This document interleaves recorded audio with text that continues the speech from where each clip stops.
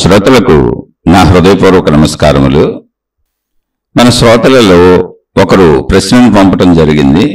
ఆ ప్రశ్న, తరతరాలుగా ఎంతోమంది నెత్తి నోరు కొట్టుకొని ఈ ఆధ్యాత్మికతని, జ్ఞానమని, భక్తిని, దైవమని, మత ప్రచారాలని ఎన్నో చేస్తూనే ఉన్నారు, చెబుతూనే ఉన్నారు.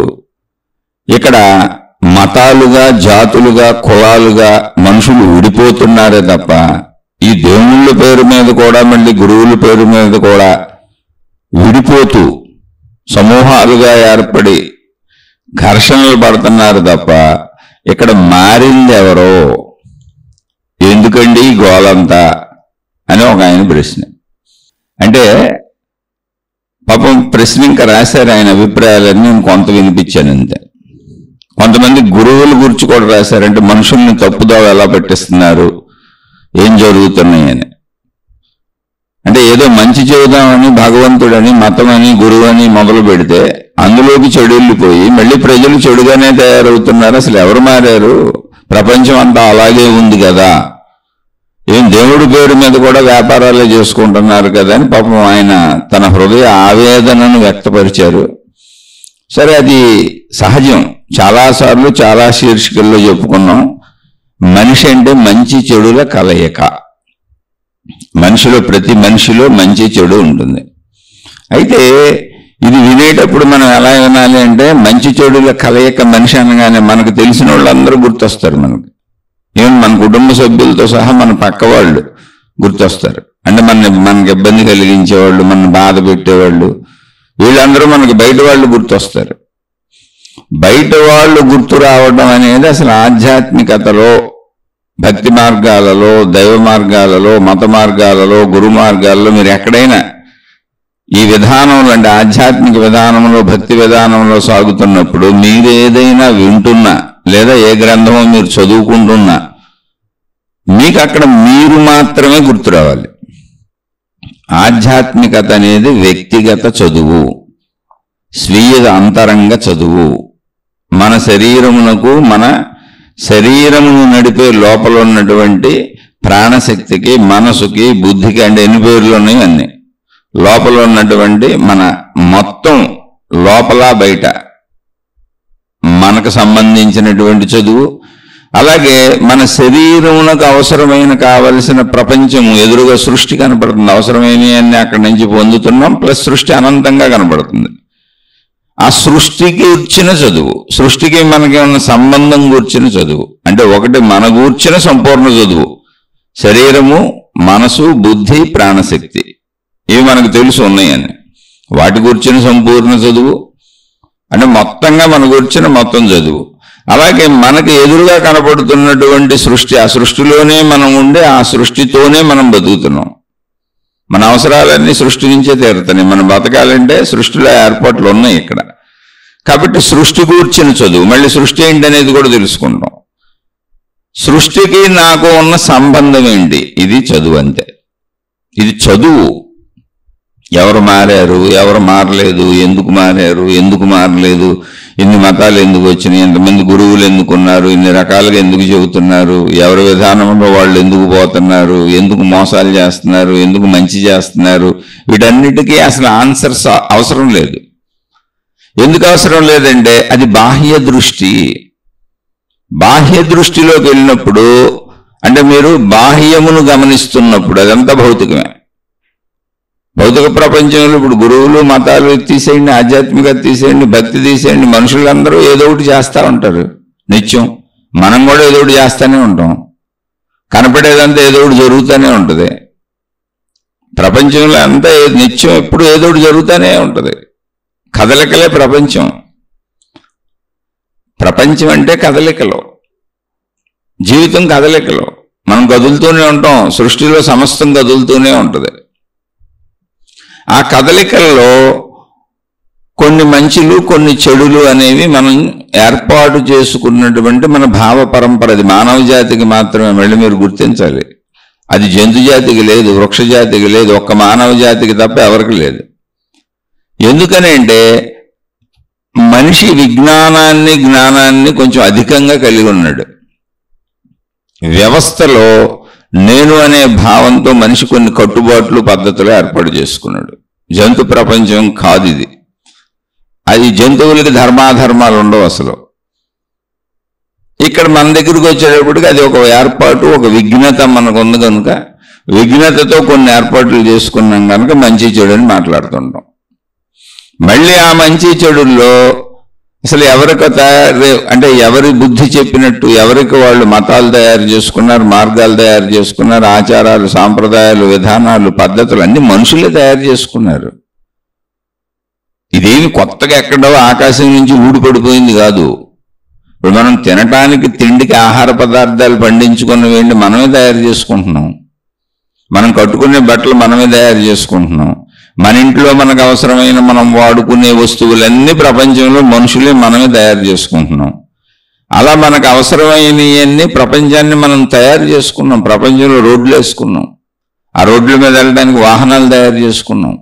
మనం నడవకుండా వాహనాలకి వెళ్ళిపోవడానికి, మన శరీరం శ్రమ పడకుండా ఎంత దూర ప్రయాణాలైనా చేయటానికి ఎన్నో తయారు చేసుకున్నాం.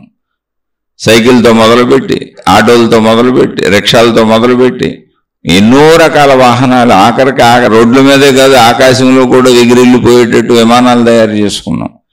అక్కడతో కూడా ఆగలేదు. ఇతర గ్రహాల మీద ఏముందో చూసి వస్తానని చెప్పి అంతరిక్షంలోకి వెళ్ళిపోయి ఇతర గ్రహాల మీద ఉన్నటువంటి వాటిని పరిశీలించి పరిశోధించేటువంటి రాకెట్లు తయారు చేసుకున్నాం. ఇవన్నీ మనుషులు తయారు చేసుకున్నవే. భూమి మీద మీకు కనిపించే ఏదైనా, మీరు అనుభవించే ఏదైనా మనిషి తయారు చేసుకున్నదే. వస్తువులు ఏవైనా సరే. అలాగే ఆధ్యాత్మికతను కూడా మనిషి తయారు చేసుకున్నాడు. ఇప్పుడు మనిషి తయారు చేసుకున్నటువంటి వస్త్రాలు ఉన్నాయి. ఒకే రకమైన వస్త్రాలు తయారు చేశారా? ఒకే రకమైన వస్త్రాలు అయితే అసలు ఎందుకు ఇన్ని జతలు, ఎందుకు ఇన్ని షాపులు, ఎందుకు అసలు ఇన్ని షాపులే ఉండవు మార్కెట్లో. ఏ వస్తువైనా మనిషికి ఉపయోగపడేది ఒకే రకం తయారు చేసి ఉంటే అసలు మనుషులకి ఇన్ని కోరికలే పుట్టేవి కాదు, ఇన్ని షాపులే ఉండేవి కాదు. మనిషికి ఎంత అవసరమో అంతే బతికేవాడు. పూర్వకాలంలో జరిగిందంతే. ఇంత నాగరికత పేరుతో, డెవలప్మెంట్ పేరుతో మనం అనేక రకాలైనటువంటి అవసర విలాస వస్తువులను పెంచుకున్నాం. అందులో అవసరం ఏదో విలాసం ఏదో తెలియదు. ఎందుకంటే వృత్తి వ్యాపార ఉద్యోగాలకి ఉపయోగపడుతున్నప్పుడు అది అవసర వస్తువు, లేనప్పుడు అది విలాస వస్తువు. అదేదైనా సరే, అది కట్టుకునే బట్ట కావచ్చు, తినే తిండి కావచ్చు, ఏదైనా కావచ్చు. అన్ని అవసర నిమిత్తమా విలాస నిమిత్తమా అంటే అవసరం కోసం కనుక్కోబడిన విలాసాల కోసం వినియోగించబడుతున్నాయి. అవసరం లేనోళ్ళు కూడా వాడినప్పుడు అది విలాసం అవుతుంది. ఇప్పుడు నాకు ఒక కారు అవసరం లేదు, కానీ నేను కారు ఒకటి కొనుక్కోవాలని నాకు కోరిక, ఆ కారులో తిరగాలని కోరిక. అలాంటి కార్లు కొన్ని కోట్ల రకాలు తయారు చేశారు. అనేక మోడల్స్, కోట్ల రకాలు లగ్జరియస్గా తయారు చేశారు. కాబట్టి నా కోరిక ఎప్పుడూ కూడా కారుల్లో హైయెస్ట్ ఏముందో అక్కడికి వెళ్ళిపోదామని ఉంటుంది. అందుకని కొద్ది కొద్దిగా ఇక్కడి నుంచి మొదలు పెడతాను. చిన్నగా మొదలుపెట్టి ముందు ఒక కారు కొనుక్కుంటాను. నా తాహతకు తగ్గ చిన్న కారు ఒకటి కొనుక్కుంటాను. కొంత సంతృప్తి చెందుతాను, కానీ అసలు సంతృప్తే ఉండదు. ఎందుకని? దానికంటే పెద్ద కారు కనపడుతుంది, దానికంటే పెద్ద కారు. ఇలా ఎన్ని కార్లు కొనుక్కున్నా మళ్ళీ వచ్చే కొత్త పెద్ద కారు కోసమే మనసు వెళ్తూ ఉంటుంది. అలాని కొన్ని కార్లు పెద్దవి చేసి ఆపేశారంటే కాదు, ప్రతి సంవత్సరం రిలీజ్ చేస్తూనే ఉంటారు, కొత్త కొత్తవి వస్తూనే ఉంటాయి. కాబట్టి సృష్టి మనిషే అనంతంగా చేసుకుంటున్నాడు. అలా అనంతంగా చేసే సృష్టిలో విభిన్నంగా బోల్డ్ చేసుకుంటున్నాడు. విభిన్నతే మనిషి యొక్క లగ్జరీ, విభిన్నతే మనిషి యొక్క ఇష్టం, విభిన్నతే మనిషి యొక్క సౌకర్యం, విభిన్నతే మనిషి యొక్క అవసరం. ఇందులో అవసరం ఉంది, అవసరం దాటినాక అవసరం లేని చోట అదే లగ్జరీ అని పిలువబడుతుంది. అంతే సింపుల్. ఏది కోరిక అంటే అవసరం దాటిన ప్రతిదీ కోరిక, అవసరం లేకుండా పెట్టుకున్న ప్రతిదీ కోరిక. మా ఇంట్లో మేము కూర్చోవడానికి 2-3 కుర్చీలు సరిపోతాయి. ఆ కుర్చీలు అతి తక్కువ నుంచి ఉన్నాయి, కానీ అతి ఎక్కువగా ఇంటిని డెకరేట్ చేసుకోవడానికి ఎన్ని కోట్లైనా ఖర్చు పెట్టచ్చు. మళ్ళీ రోజు వాటిని తుడిచి క్లీన్ చేసుకోవడానికి ఇంట్లో 10 మంది పని మనుషులు తిరుగుతూ ఉంటారు. ఎందుకంటే అవన్నీ క్లీన్ చేయడం నా వల్ల కాదు అసలు. ఆ లగ్జరీ, అది అవసరమా లగ్జరీ అనేది నిర్ణయం. అది ఎవరికి తెలుస్తుంది? సొంత వ్యక్తిగతం. అన్నీ ఇప్పుడు సపోజ్ నీ వృత్తి వ్యాపార ఉద్యోగాలకు ఉపయోగపడుతున్నాయి అంటే ఏదో ఒక మంచి కంపెనీ పెట్టాం, కొంచెం లగ్జరియస్గా చక్కగా తయారు చేస్తే మనకు వచ్చినటువంటి కస్టమర్స్ వల్ల మనకు లాభం ఎక్కువ వస్తుంది అనుకోండి. వ్యాపార సంబంధంగా అప్పుడు అది లగ్జరీ కదా, అది అవసరం. వాళ్ళకి అన్ని సమకూరుస్తే, అక్కడ పనిచేసే వాళ్ళకి అన్ని సమకూరుస్తే, వాళ్ళకి చక్కగా అన్ని ఏర్పాట్లు చేస్తే పని బాగా జరుగుతుంది అనుకోండి ఆఫీసుల్లో, అప్పుడు అది అవసరం. అలా అవసరం ఏంటి లగ్జరీ ఏంటి అనేది నువ్వు నేను నిర్ణయించలేం. అందుకని కనుక్కుంటూ వెళ్ళిపోయారు మనుషులు. అందులో అనేక మంది లగ్జరీకి వెళ్తున్నారు. అందరం లగ్జరీని కోరుకుంటాం. అంటే అవసరానికి మించినవి కావాలి మనకి, అవసరానికి మించినంత డబ్బు, అవసరానికి మించినంత అన్ని రకాలు కట్టుకునేవి, తినేవి, తాగేవి, మొత్తంగా సంపద. సంపద అంటే ధనం, అది ఉంటే అన్నీ వచ్చేసినట్టు. అవసరానికి మించినంత సుఖాలు కావాలి. ఇలా ఎలా అయితే భౌతికంలో నిత్యం కనుగొంటూ అవసరానికి మించినంత అనేది ప్రయత్నాలు జరుగుతున్నాయో, మనుషులు కూడా ప్రయత్నించుకుంటున్నారు, కనుగొనేవాళ్ళు కనుక్కుంటున్నారు. ఎందుకని ఇప్పుడు కంపెనీలు ఉన్నాయి. ఒక సబ్బు తయారు చేసి ఆగిపోయారు అనుకోండి, ప్రపంచం అంతా ఆ సబ్బు రుద్దుకుంటుంది అనుకోండి. మనిషికి అన్ని ఖర్చులు, అంత హడావిడి, అంత ఇది ఉండదు. ఒకే పేస్ట్ ఉంది అనుకోండి, ప్రపంచం అంతా గొడవ లేదు. ఒకే సబ్బు ఉంటే గొడవ లేదు. ఏదైనా ఒకటే ప్రోడక్ట్ వచ్చి ఉంటే గొడవ లేదు. కాదు, లక్షల కోట్ల రకాల సబ్బులు ఉంటాయి, కోట్ల రకాల పేస్టులు ఉంటాయి, బ్రష్లు ఉంటాయి, అన్నీ అందులో అతి తక్కువ నుంచి అతి ఎక్కువ వరకు ధరతో కూడిన ఉంటాయి. ఇది తయారు చేసేవాడికి అవసరం, అందులో పనిచేసే వాళ్ళకి అవసరం. ఇలా నిరంతరం కనుక్కోవడం వృత్తి వ్యాపార ఉద్యోగాలలో అవసరం. వాటిని ప్రొడ్యూస్ చేయటం, ప్రొడక్ట్ చేయటం, అమ్ముకోవటం అవసరం. కానీ వాటిని కొనుక్కునేవాడికి అది అవసరమా లగ్జరీనా, అది కొనుక్కునేవాడు నిర్ణయించుకోవాలి. ఇలా ప్రపంచం ముందుకు సాగుతూనే ఉంది. అందుకని చర్చలు, వాదోపవాదాలు, వాళ్ళు మారలేదు, వీళ్ళు మారారు, ఇది మంచి, ఇది చెడు, వాళ్ళు అలా ఉన్నారు, వీళ్ళు ఎలా ఉన్నారు, అనాదిగా బోధనలు జరుగుతూనే ఉన్నా, ఎవరు మారి చావట్లేదు అని. అసలు బయటకు చూస్తే ఎవరో మారి చావటం గురించి మనకెందుకు, మనం మారటం కదా మనకు కావాల్సిందే. ఎవరు మారితే మనకెందుకు, మారిపోతే మనకెందుకు, అసలు వాళ్ళు మారారో లేదో మనకల్లా తెలుస్తుంది. పేపర్లో న్యూస్లు వినేసి, దొంగతనాలు వినేసి, టీవీల్లో వస్తున్న వార్తలు వినేసి, అక్కడ జరుగుతున్నటువంటి నేరాలు ఘోరాలు వాళ్ళు చెప్పినవి వినేసి అసలు వాళ్ళు నిజం చెప్పారనే ఉంది. ఇప్పుడు పేపర్లో, టీవీలు, వార్తలు ఇవన్నీ మనుషులేక ప్రకటించేది, వాటిని చెప్పేది మనుషులేక అసలు వాళ్ళు నిజం చెబుతున్నారనే ఉంది. వాళ్ళు అబద్ధాలు కూడా చెబుతూ ఉండొచ్చు, ఎవరికో అనుకూలత కోసం వాళ్ళు ఏం చెబుతున్నారో. కాబట్టి బాహ్య ప్రపంచంలోకి వెళ్ళకండి అంటుంది నేను కేవలం ఆధ్యాత్మికతలో, మానసికంగా ఆధ్యాత్మిక చదువు, ఆత్మజ్ఞాన చదువులో వ్యక్తిగతంగా మాత్రమే. మీరు బాహ్య ప్రపంచంలోనే బతకాలి, నేను బాహ్య ప్రపంచంలోనే బతకాలి. బాహ్య ప్రపంచంలోకి వెళ్ళినప్పుడు ఎప్పుడూ జాగ్రత్తగానే బతకాలి. నాస్తి జాగ్రత్తో భయం, జాగ్రత్త ఉన్నవాడికి భయం అనేది ఉండదు అని. ఇప్పుడు నేను బండేసుకెళ్తున్నా, మీరు బండేసుకెళ్తున్నారు, మీరు బజార్ ఏదో పని మీద వెళ్ళారు, నేను బజార్ మీద ఏదో పని మీద వెళ్ళినప్పుడు బోల్ ట్రాఫిక్ ఉంటుంది, కామన్ సెన్స్ అంతే. కాబట్టి ఎప్పుడు నేను జాగ్రత్తగానే వెళ్ళాలి, నా జాగ్రత్త నేను వహించాలి. వాడు సరిగ్గా రాలేదు, వీడు సరిగ్గా లేదు, రోడ్ల మీద ఎంతమందిని తిడతాం, ఎవరి పని మీద వాళ్ళు పోతున్నారు, సరిగ్గా పోవటం ఏంటి, మనకు దారిలో ఎవరిస్తారు, మనం బయలుదేరామని చెప్పి రోడ్లన్నీ ఎవరు ఖాళీ చేస్తారు. కాబట్టి మనమే జాగ్రత్తగా వెళ్ళాలి. భౌతికంలో అయినా నువ్వే జాగ్రత్తగా ఉండాలి, ఆధ్యాత్మికంలో అయితే నువ్వు మాత్రమే జాగ్రత్తగా ఉండాలి. ఎందుకంటే వ్యక్తిగత చదువు అది. భౌతికం కొంచెం చుట్టూ ఉన్న వాళ్ళతో ముడిపడి ఉంటుంది, వృత్తి వ్యాపార ఉద్యోగాలు మనుషులతో ముడిపడి ఉంటాయి, కుటుంబ జీవితం మనుషులతో ముడిపడి ఉంటుంది. మీరు ఏది చేయాలన్నా మనుషులతో ముడిపడి ఉంటుంది, ఏది పొందాలన్నా మనుషులతో ముడిపడి ఉంటుంది, ఏది అనుభవించాలన్నా మనుషులతో ముడిపడి ఉంటుంది. మీ సుఖము మీ దుఃఖము మొత్తం జీవితం మనుషుల మధ్యలో మనుషులతోనే ముడిపడి ఉంటుంది. సుఖ దుఃఖాల కారణం కూడా మనుషులే అయి ఉంటారు భౌతికంలో. కానీ ఆధ్యాత్మికతలో మొత్తం అన్నిటికీ నువ్వే కారణం, నీకు నువ్వే కారణం. అదే ఆధ్యాత్మిక చదువు. ఇక్కడ రెండో వాడిని చూడటానికి లేదు, అసలు బయటకు చూడటానికి లేదు. ఆధ్యాత్మిక చదువులో బయట ప్రపంచాన్ని గమనించే అవసరతే లేదు, అది భౌతికం అంతే.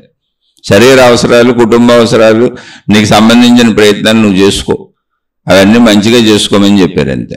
అప్పుడు నువ్వు బయటకే చూడాలి, రొటీన్ జీవితం అంతా బయటకే చూస్తున్నావు. కనీసం ఆధ్యాత్మికతలో అన్నా నువ్వు లోపలికి చూసుకోమని, నిన్ను నువ్వు మార్చుకోమని, నిన్ను నువ్వు లోపల గమనించుకోమని, అదే ఆధ్యాత్మిక చదువు అని, ఆత్మజ్ఞాన చదువు అని ఒక చదువును తయారు చేశారు. ఈ చదువు మాయలు, మహిమలు, మంత్రాలు, మతాలు, గురువులు, జ్ఞాన గ్రంథాలు, ప్రచారాలు కాదు. వస్తువులు ఎలా అనేక రకాల ప్రొడక్ట్స్ ఉత్పత్తి చేస్తున్నారో నిత్యం అనేకం ఎలా కనుక్కుంటున్నారో కొత్త కొత్త వస్తువులు, కొత్త కొత్త ఫోన్లు, కొత్త కొత్త కంప్యూటర్లు, కొత్త కొత్త పెన్నులు, అన్నింటిలోనూ కొత్తవి. ఎప్పుడు కొత్తవి రిలీజ్ అవుతూనే ఉంటాయి, పాతవి వెళ్ళిపోతూ ఉంటాయి. ఎందుకని పాతవి మనకు అలవాటు అయిపోయింది. పాతవి ఏంటి మనకు అలవాటు అయిపోయింది.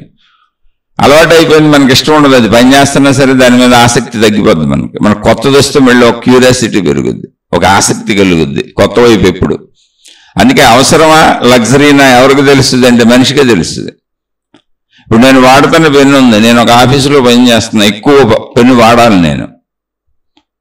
ఇప్పుడు నేను వాడుతున్న పెన్ను కొంచెం మొరటగా ఉంది, రాయటానికి కష్టంగా ఉంది, కొంచెం ఇబ్బంది పడుతుంది, ఎక్కువ సమయం పడుతుంది నాకు. ఎంతకంటే అద్భుతమైంది, సున్నితంగా రాయగలిగింది, ఎక్కువ శ్రమ లేకుండా టకటక రాసుకెళ్ళిపోగలిగింది. ఎంత రాసినా ఇంకు కంప్లీట్ అవ్వంది లోపల. కొత్తది కనుక్కున్నారనుకో అది అవసరం, నా పని ఇంకా బాగా జరుగుద్ది.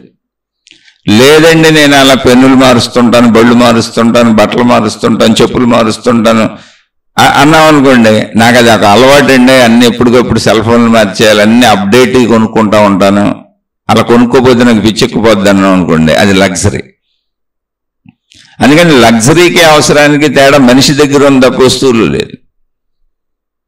నీ అవసరత ఏంటి, దానికి తగ్గట్టు నువ్వు జీవించటమే ఆధ్యాత్మికత. నీ అవసరత ఎవరికి తెలుస్తుంది? నీకే తెలుస్తుంది, ప్రపంచంలో ఎవరికి తెలియదు.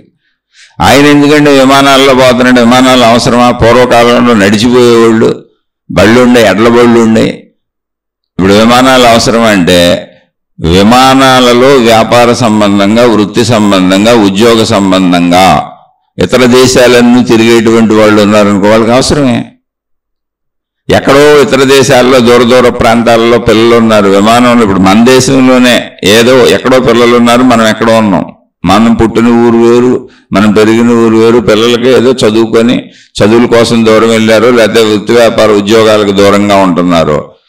ఆ తల్లిదండ్రులు ఆ పిల్లలు కలవాలన్నా, బంధువులు కలవాలన్నా విమానం మన దేశంలో అయితే గంటలో దింపేస్తుంది.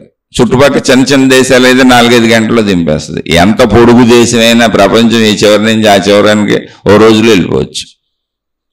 నువ్వు నడిచేప్పుడు వెళ్తావు, ఎడ్ల బండి ఎప్పుడు వేసుకెళ్తావు, వేసుకొని ఎప్పటికి వెళ్తావు అసలు. అందుకే పూర్వం కాశీ వెళ్తే తిరిగి రాడనేవాళ్ళు కాశీయాత్రని. ఎందుకని అంటే అప్పుడు ఏమి లేవు, అడవులు గుండా నడుచుకుంటూ పోవాలి అంతే. అదో పుణ్యక్షేత్రం, అక్కడికి వెళ్ళాలి. అదే కాశీలో మరణిస్తే మోక్షం అని కూడా చెప్పారు.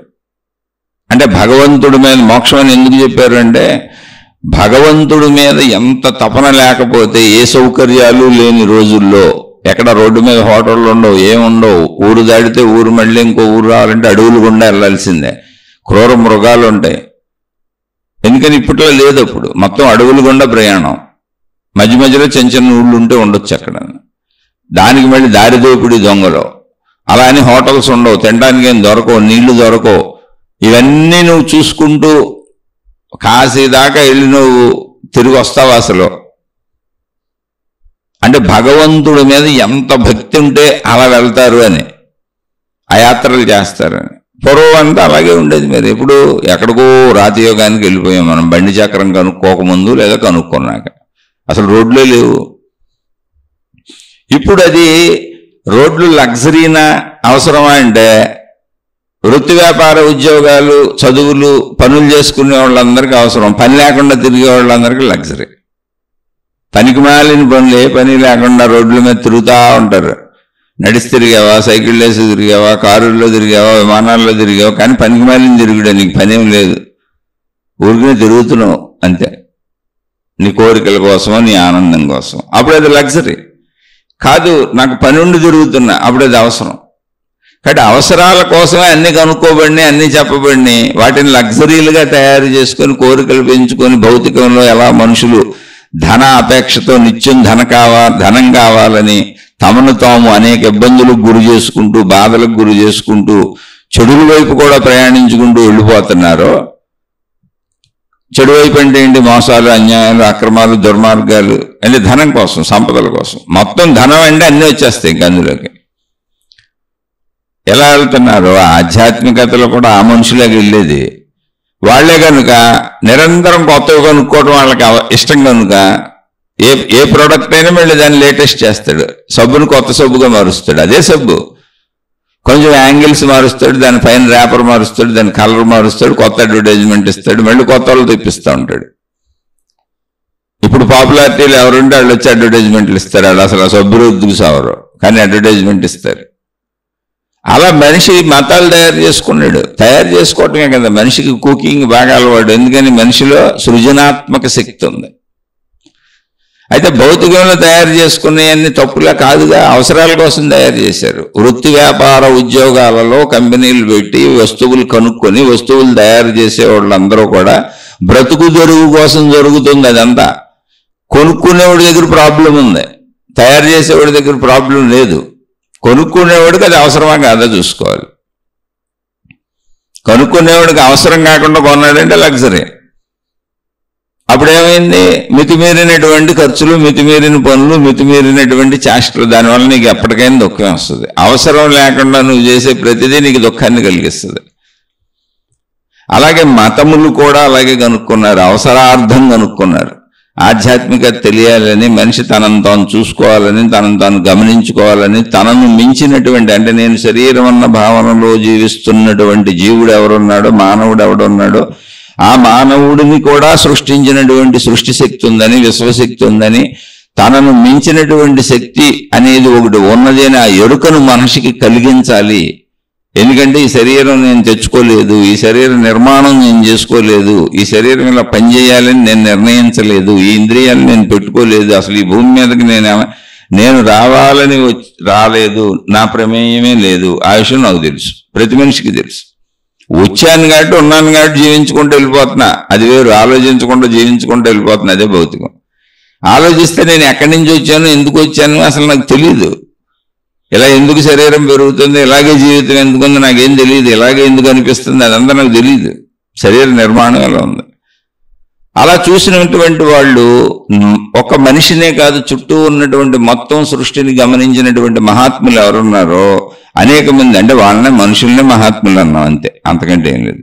ఆ మనుషులు భౌతికమైనటువంటి వస్తువులు ఎలా కనుగొని తయారు చేస్తున్నారు, అలాగే మతాలను తయారు చేశారు. ఆ మతాలకు ఆధారంగా దేవుళ్ళు ఉన్నారు, ఆచార సాంప్రదాయాలు ఉన్నాయి, పద్ధతులు ఉన్నాయి, అన్నీ తయారు చేయబడినవే మనిషి చేత. అన్నీ మనిషి చేత తయారు చేయబడినవి అనొచ్చు, కనుగొనబడినవి అనొచ్చు, ఆవిష్కరించబడినవి అనొచ్చు, వస్తువుల్లాగానే. కాబట్టి అవి కూడా అనేకంగా ఉంటాయి. మళ్ళీ కొత్త వాళ్ళు కొత్తవి చేస్తూనే ఉంటారు. ఇప్పుడు పాతవి ఉన్నాయి కదా అని కొత్త మతాలు ఆగవు, మళ్ళీ ఆ పాత మతాలను కొత్త సీసాల్లో పోస్తుంటారు, కొత్తగా ఆధునీకరిస్తూ ఉంటారు. అందులో మతాల్లో సాంప్రదాయాలు, ఆచారాలు, పద్ధతులు మారుస్తూ ఉంటారు. ఇదంతా మనుషులు చేసే పనే. ఇప్పుడు వస్తువుల్ని మనం ఎలా వెళ్ళి బయట సూపర్ బజారుల్లో మనకు అవసరార్థం నిత్యం కొత్తగా వచ్చే వాటిని కొనుక్కుంటున్నాము, అలాగే మతాలు, విధానాలు, పద్ధతులు, ఆచారాలు, సాంప్రదాయాలు కూడా మనుషులు పాటించుకుంటూ వెళ్ళిపోతుంటారు.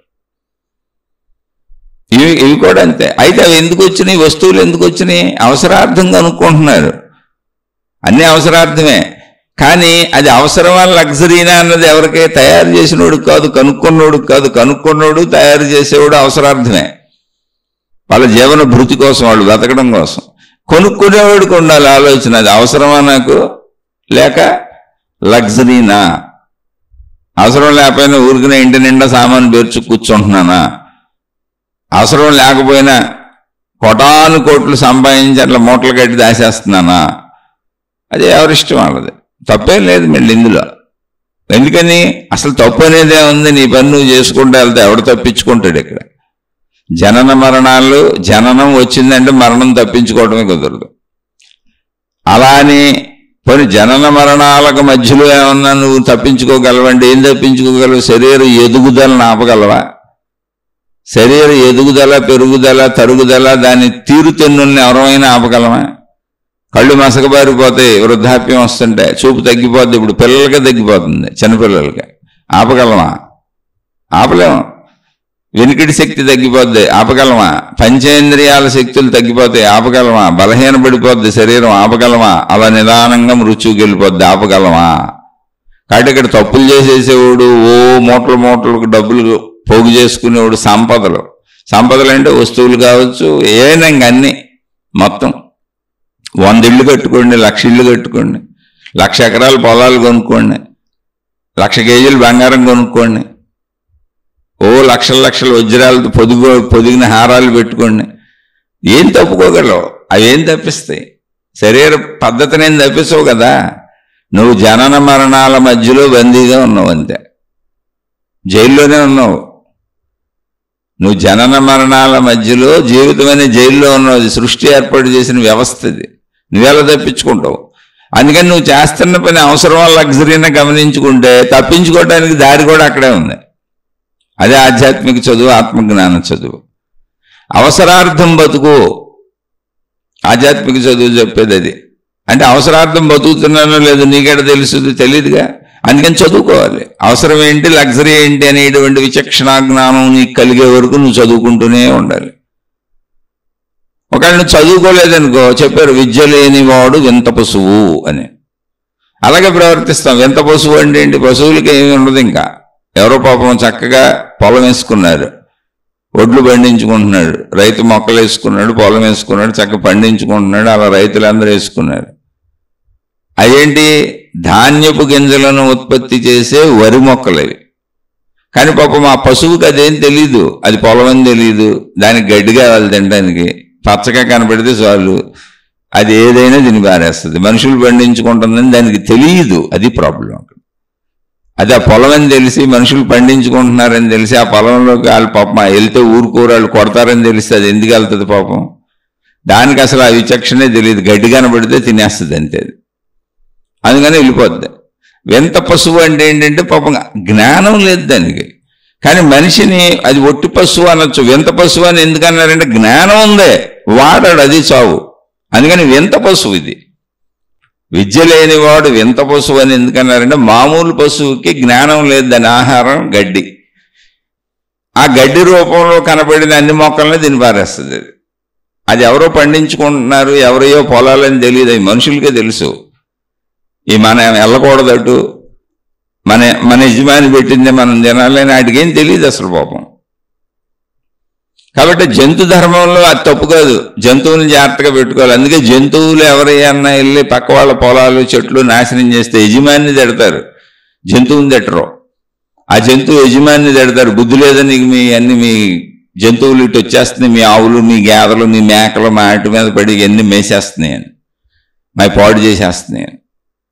ఇక్కడ విద్య లేని వాడు వింత పశువు అని మనిషిని ఎందుకన్నారంటే పశువులా ప్రవర్తిస్తాడు అంటే తెలియనట్టుగా, కానీ జ్ఞానం తెలుసు వాడికి. ఎందుకని అలా వింత పశువులా ప్రవర్తిస్తాడంటే ఆధ్యాత్మిక చదువుకోవట్లేదు, జ్ఞానాన్ని పెంచుకోవట్లేదు, అవసరానికి లగ్జరీకి మధ్య తేడా తెలుసుకోవట్లేదు. అప్పుడు ఇలాగే ఉంటుంది ప్రపంచం. అయితే ప్రపంచం కూడా మనకెందుకు అసలు? ఇప్పుడు ప్రపంచంలో బోళ్ళు తప్పులు చేశారు. ఎవరో ఒక ఆయన మర్డర్ చేశాడండి. మనకేంటి బాధ? ఆయన్ని పోలీసులు పట్టుకుంటారు, కోర్టుకు తీసుకెళ్తారు, జైల్లో పారేస్తారు. ఆ మర్డర్ చేసినందుకు 14 ఏళ్ళు 21 ఏళ్ళు అందులో పడేస్తారు. అందులో ఉంటాడు. ఆ జైల్లో చెప్పకూడదు అంటే అక్కడ కూర్చుంటాడు. ప్రాబ్లం మనకే ఉంది, అయింది కదా. ఎవరు తప్పు చేశారో ఆయన శిక్షకు లోనైపోతాడు. మనకేం ప్రాబ్లం ఉంది అందులో? మనం జాగ్రత్తగా ఉంటే చాలు. అది నాస్తి జాగ్రత్తో భయం. మనం జాగ్రత్తగా ఉండాలి, భౌతికమైన ఆధ్యాత్మికమైన.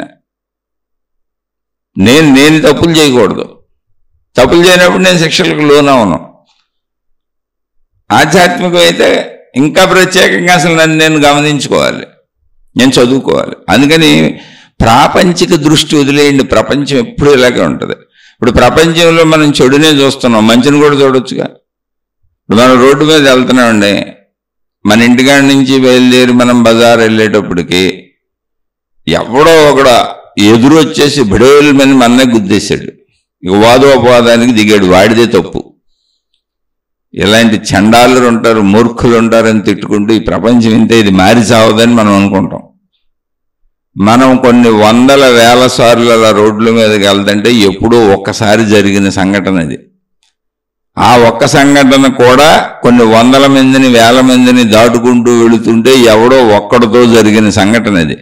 దాన్ని భూతద్దంలో పెట్టుకొని చెడు చెడు చెడు చెడు చెడు అని చూస్తున్నాం తప్ప, ఇన్ని వందల మంది, వేల మంది మనం బయలుదేరిన చోట నుంచి మనకు ఏ ఇబ్బంది కలిగించకుండా మనం చక్కగా వాళ్ళు తప్పుకుంటూ వెళ్ళిపోతూ మనం వెళ్ళనిస్తూ కొన్ని వందల వేల సార్లు ఈ ప్రపంచంలో మనం ప్రయాణిస్తూ జీవిస్తున్నాము. ఎప్పుడో ఒకసారి జరిగిందని అన్యాయం, అక్రమం, దుర్మార్గం అనే బదులు ఎన్నిసార్లు నేను హాయిగా వెళ్ళాను, మంచి మంచి మంచి మంచి అనుకోవచ్చుగా, అందరూ మంచోళ్ళు అనుకోవచ్చుగా. కాదు, చెడుని బాగా ఆకర్షించటం, నెగిటివిటీని బాగా వినటం, చెడుని బాగా వినటం, చెడుని భూతద్దంలో చూడటం, ఇది మనకు అలవాటు. ఆధ్యాత్మికతలో ముందు అదే పోగొట్టుకోవాలి. యద్భావం తద్భవతి. నీ లోపల ఏ భావం ఉందో నువ్వు దాన్ని గుర్తిస్తూ ఉంటావు. మనం ఇంటి దగ్గర నుంచి బయలుదేరిన కాడి నుంచి కొన్ని వందల వేల మంది మనకు రోడ్డు మీద ట్రాఫిక్గా తగిలారు, ఎవరు మనకు ఇబ్బంది కలిగించలా. అలా కొన్ని వందల వేల సార్లు తిరుగుతూనే ఉన్నాం, ఎవరో ఇబ్బంది కలిగించలా. ఎవరో ఒకసారి ఎవరో పొరపాటున వచ్చి యాక్సిడెంట్ జరిగింది, పోనీ నిజంగా వాడే మూర్ఖుడు కావచ్చు, కానీ ఒకసారి జరిగింది, ఒక్క చెడ్డోడే తగిలింది. మొత్తం ప్రపంచం అంతా చెడ్డదే అనుకోవటం ఎందుకు? అది అంటే భావనలో నిరంతర సౌఖ్యాన్ని కోరుకుంటున్నాం. మనం ఎక్కడికి వెళ్ళినా మనకి అన్ని రోడ్లు గాలి చేసి ఇచ్చేయాలనుకుంటున్నాం, అనుకూలతలు కోరుకుంటున్నాం. ఆధ్యాత్మికత అది చెప్పుద్ది అంతే తప్ప ఎదురు ప్రపంచాన్ని మార్చడం ఎవరి వల్ల కాదు. ఎందుకంటే ఎదుటి ప్రపంచం అవసరార్థం ఇవ్వబడింది. ఎవరే అవసరం మీద వెళ్తున్నారో మొత్తం ప్రపంచం అవసరాల మీదే తిరుగుతుంది. రోడ్లు అవసరాలకు వేశారు, వాహనాలు అవసరాలకు వేశారు, ట్రైన్లు అవసరానికి వేశారు, విమానాలు అవసరాలకు వేశారు, అన్ని అవసరాలకే ఉన్నాయి. ఇక్కడ నువ్వు దాన్ని అవసరమా లగ్జరీనా చూడు, అది నీకే తెలుస్తుంది.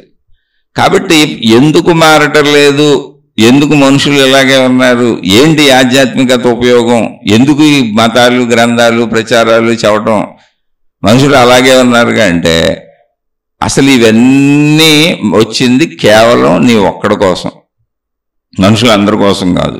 ఆధ్యాత్మికత వ్యక్తిగతము, ఎవరికి వాళ్ళకే. అలానే మార్పు ఒక్క రోజులో వచ్చేస్తుందా అంటే అసలు ఆధ్యాత్మిక గ్రంథాలు మామూలుగా అంటే బోధల రూపంలో చెప్పబడినటువంటి జ్ఞాన గ్రంథాలు ఎంతమంది మహాత్ములు చెప్పారు, ఎన్ని రకాలుగా చెప్పారు, అవి ఎన్ని ఉన్నాయి అంటే 1,00,000 జన్మలు ఎత్తినా నువ్వు చదవటం పూర్తి అవ్వదు. ఎందుకో తెలిసి మళ్ళీ కొత్తలు కొత్త రాస్తూనే ఉంటారు, కొత్తవి చెబుతూనే ఉంటారు, కొత్త మతాలు, కొత్త గ్రంథాలు, కొత్త బోధలు, కొత్త విధానాలు వస్తూనే ఉంటాయి. అంటే ఏంటి, 1,00,000 జన్మలు కాదు, ఎవర్ ఎండింగ్. నువ్వు 1,00,00,000 జన్మలు ఎత్తినా మళ్ళీ కొత్తవి వస్తూనే ఉంటాయి. అంటే ఎప్పటికీ నువ్వు అది మొత్తంగా పూర్తి చేయలేవు, ఎందుకని ఎప్పుడు కొత్తవి వస్తాయి కనుక. కాబట్టి ఆ గొడవ ఎందుకు, ఎవరో మారలేదు గొడవ ఎందుకు? అసలు చెప్పిన గ్రంథాలు చదవడానికే మన జీవిత కాలాలు సరిపోవు, అసలు సరిపోదు జీవితకాలం. అందుకని నువ్వు ఎలా ఉన్నావు నువ్వు చూసుకో చాలు. అది చూసుకోవడానికి నీకు కొద్ది జ్ఞానం చాలు, నీ వైపు నిన్ను తిరిగి జస్ట్ నిన్ను నువ్వు గమనించుకుంటే చాలు. అదే ఆధ్యాత్మిక చదువు. నీకు అవసరమైనంత చదువుకో చాలు. ఎందుకు మితిమీరిన చదువు కూడా అనర్థమే. మితిమీరిన జ్ఞానం కూడా మతికి హానే, అది పాండిత్యం అవుతుంది. ఎప్పుడైనా గుర్తుపెట్టుకోండి, ఇలా నాలా చెప్పడానికి నిరంతరం చెబుతూ ఇదే పనిగా. కొంతమంది ఏంటంటే ఇలా ఉపన్యాసాలు వృత్తిగా పెట్టుకు జీవించేవాళ్ళు ఉన్నారు, అంటే దాని మీద ధనం సంపాదించుకొని బతుకుతారు. అది తప్పు కాదు, మళ్ళీ వాళ్ళ అవసరం. అంటే ఆధ్యాత్మికతలో ధర్మపరమైన ధర్మబోధలు చేస్తూ టీవీల ద్వారానో, మీడియాల ద్వారానో, లేదా యూట్యూబ్ల ద్వారానో అలా ప్రవచనాలు చెబుతూ, లేదా బయటికి వెళ్ళి మామూలుగా ప్రవచనాలు చెబుతూ ఇంతని తీసుకొని జీవన భృతి కింద పెట్టుకొని బతికే వాళ్ళు ఉన్నారు. తప్పేం లేదు, జీవన భృతి అది వాళ్ళ అవసరం. కొంతమంది ప్రవృత్తిగా అంటే హాబీగా పెట్టుకున్నారు. కొంతమంది ఆటలు ఆడుకుంటారు. హాబీస్ ఏంటి అంటే పుస్తకాలు చదువుతానండి, ఆటలు ఆడతానండి, సినిమాలు చూస్తానండి, పెయింటింగ్లు వేస్తానండి అని చెబుతూ ఉంటారు. అలా ఆధ్యాత్మికతను ప్రవృత్తిగా పెట్టుకున్న వాళ్ళు ఉన్నారు కొంతమంది. వాళ్ళు ధనం తీసుకోకుండా ఏదో మనకి జీవిత సమయం కొంత మిగిలింది కదా, 4 మంచి విషయాలు ప్రజలకు చెబుదాం, ఏముంది మనకు వచ్చు కదా, చెప్పగలం కదా, ఇవన్నీ మనం చదువుకున్నాం కదా, మనం చదువుకొని మళ్ళీ వాళ్ళకి అర్థమయ్యేటట్టు చెబుదామని కొంతమంది ప్రవృత్తిగా పెట్టుకున్నారు. అది తప్పులేదు, చక్కగా వెళ్తుంటారు.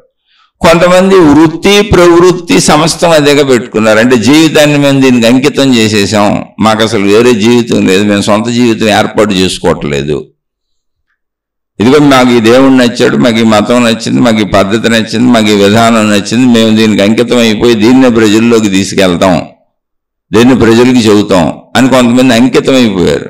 ఇప్పుడు వాళ్ళతోనే ప్రమాదం. ప్రమాదం అంటే అందరూ అలా ఉంటారని కాదు, కొంతమందితో. ఎందుకనంటే నాకు నచ్చిందే నీకు నచ్చాలని ప్రయత్నిస్తూ ఉంటారు వాళ్ళు. ఎందులో వాళ్ళైనా ఇందులోకి లాగేద్దామని ట్రై చేస్తూ ఉంటారు. ఇదిగో ఈ అంకితమైన బ్యాచ్లతో ప్రమాదం. అక్కడే మత తగాదాలు, మార్గ తగాదాలు, దైవ తగాదాలు, గురు తగాదాలు, జ్ఞాన తగాదాలు అన్నీ వచ్చినాయి. ఎందుకంటే మనుషులేగా, భౌతికంలో ఎలా కొట్టుకు చేస్తారు, అక్కడ అలా కొట్టుకు చేస్తారు. కాదు, అసలు అదేం కాదు. అది జీవితం అంతే. నువ్వు ఎలా జీవిస్తావు అనేది నీ ఇష్టం. శరీరంతో నువ్వు పుట్టుక నుంచి మరణం వరకు జీవిస్తావు. దానికి నువ్వు ఏ పేరు పెట్టుకుంటావు? అంకితం అంటావా, వృత్తి అంటావా, ప్రవృత్తి అంటావా, భౌతికం అంటావా, ఆధ్యాత్మికం అంటావా, నువ్వు ఏ పేరైనా పెట్టుకో. నువ్వు మతమను, మామూలను, ఏదైనా పెట్టుకో. నీకు ఇవ్వబడినటువంటి ఆయుకాలంలో శరీరం ఇచ్చి నువ్వు భూమి మీదకి పంపబడ్డావు. మళ్ళీ నీకు ఇవ్వబడిన శరీరం తీసేసుకోబడుతుంది. అంటే జనన మరణాల మధ్యలో జీవితం అనే కాలం నీకు ఇవ్వబడింది. ఆ ఇవ్వబడిన కాలంలో నువ్వు బ్రతకడానికి అవసరమైనటువంటి మొత్తం విషయ పరిజ్ఞానం, పనితీరు అంతా నీ శరీరానికి ఇవ్వబడింది. దానికి అవసరమైన అన్ని ఎదురుగా సృష్టిలో ఉన్నాయి, ఇవ్వబడింది, ప్రకృతిలో ఉంచబడినాయి. నువ్వు వాటిని తీసుకొని బతకడమే. నీకు అంతే స్వేచ్ఛ ఉంది. అందులో నీకున్న స్వేచ్ఛ ఏంటి అంటే నువ్వు నేను మంచివాడుగా ఉంచుకోవచ్చు, మంచిదానిగా ఉంచుకోవచ్చు, చెడ్డవాడుగా ఉంచుకోవచ్చు, చెడ్డదానిగానే ఉంచుకోవచ్చు. నువ్వు ఎలా ఉంటావని అసలు అడగరు నిన్ను ఎవరు. ఇక్కడ సృష్టి నిన్ను నియంత్రించదు, కానీ దాని ఫలితములు నువ్వు అనుభవిస్తూ ఉంటావు. నువ్వు మంచి చేస్తే మంచి ఫలాలు, చెడు చేస్తే చెడు ఫలాలు. దాన్ని తప్పించుకోవడం కుదరదు. ఎందుకంటే ఇవన్నీ ఫిక్స్డ్ ఫార్మేట్లు, సృష్టి నియమాలు ఇవి. ఆ సృష్టి నియమాలను, మన శరీర నియమాలను, పద్ధతులను, వీటిలన్నింటినీ చెబుతూ సాగేదే ఆధ్యాత్మిక చదువు. ఆధ్యాత్మికత అద్భుతాలు కాదు, మహిమలు కాదు, మాయలు కాదు, పాడు కాదు. అవి చెప్పేవాళ్ళని అసలు నమ్మాకండి. వాళ్ళంతా మిమ్మల్ని తప్పుదోవ పట్టిస్తున్నారు. అదే చెప్పాక, విద్య లేనివాడు వింత పశువు అంటే ఏంటి? ఆ వింత పశువులాగానే ప్రవర్తిస్తారు వాళ్ళు. వింత వింతగా ప్రవర్తిస్తారంటే సహజ విసిద్ధంగా ఉండదు. అది ఈ ప్రాబ్లం అంటే అంకిత బ్యాచ్లతోనే వస్తుంది. ఎందుకంటే నేను దీనికి అంకితం అయ్యాను. ఇప్పుడు నేను ఒక ఇల్లు కట్టుకున్నాను అనుకోండి, నాకు ఒక కుటుంబం ఉందనుకోండి, నా జీవిత భాగస్వామి, నా కుటుంబం, నా తల్లిదండ్రులు, నా భార్య పిల్లలు, భర్త పిల్లలు ఉన్నారు, ఇది నాది అనుకున్నాను అనుకోండి. నేను ఇప్పుడు దీనికి అంకితం అయిపోయా. నా దానికోసమే నేను ప్రయత్నిస్తా. పక్కన వాళ్ళు ఎవరేం పోయినా నాకేం ప్రమాదం లేదు, ఇబ్బంది లేదు, బాధ లేదు, దుఃఖం లేదు, అసలు పర్వాలేదు. నాకు మాత్రం నాకేమవ్వకూడదు, నా వాళ్ళకి ఏమవ్వకూడదు, నా ఇంటికి ఏమవ్వకూడదు. నిరంతరం నా ఇంటిని రక్షించుకుంటా, సున్నాలు వేసుకుంటా, సంవత్సరం 2 సంవత్సరాలకు ఒకసారి రంగులు మార్చేసుకుంటా, అదే పాతింటికి కొత్త రంగులు వేసుకుంటా, కొత్తగా అలంకరించుకుంటా, నన్ను నేను కొత్తగా అలంకరించుకుంటా, మా వాళ్ళందరం రోజు కొత్తగా అలంకరించుకుంటాం. ఎందుకని నేను దానికి అంకితం అయిపోయా. అలాగే ఒక మతానికి అంకితమైన, ఒక దేవుడికి అంకితమైన, ఒక మార్గానికి అంకితమైన, చెప్పడానికి బాగుంది అంకితం. కానీ ఈ అంకితంలో ఉన్న ప్రమాదం ఏంటో తెలుసా? నాదే నిలబెట్టుకోవాలని ప్రయత్నిస్తా. ఇది మానవ సహజ చర్య. ఇందులో పెద్ద విశేషతలు ఏమీ లేవు.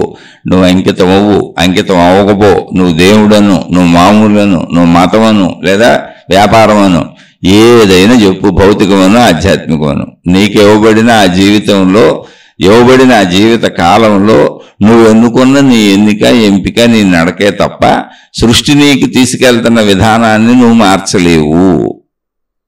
ఎవరి వల్ల కాదు అది. ఇక్కడ బాగా ఇప్పుడు వృత్తిగా పెట్టుకున్న వాళ్ళతో ప్రమాదం లేదు. ఎందుకని ధనం కోసం చెబుతారు, వాళ్ళకి తెలిసినవన్నీ తెలుసుకొని చెబుతారు. ఎంత బాగా చెబితే, ఎంత చక్కగా చెబితే, ఎంత సఖ్యతగా చెబితే, అందరూ ఎంత కలిసి ఉండేలా చెబితే అంత ఎక్కువ మంది వాళ్ళకి అనుయాయులు వస్తారు.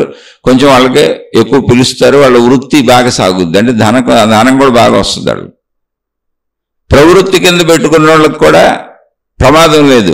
ఎందుకని అంటే వాళ్ళ జీవన భృతికి అన్నీ ఉన్నాయి, జీవితం గడిచిపోతుంది, చక్కగా ఉంది, 4 మంచి మాటలు జీవితం, నాకు చదువుకున్న జ్ఞానం ఉంది, అది అర్థమవుతుంది, చదువుకున్నాను చెప్పగలిగిన వాక్చాతుర్యం ఉంది, చెప్పగలిగినటువంటి కంఠస్వరం ఉంది, ఆ ఎరుకు ఉంది, ఆ సృజనాత్మకత ఉంది, ఆ జ్ఞాపక శక్తి ఉంది.